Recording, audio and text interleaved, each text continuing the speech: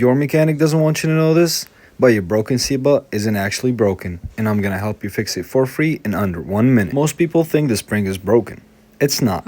Over the years, your seatbelt absorbs skin oils and dirt that make the fabric stiff and sticky, and that makes it retract really slowly. So before you spend hundreds on a new retractor, try this. Scrub the entire belt with warm soapy water to break down years of skin oils and grime.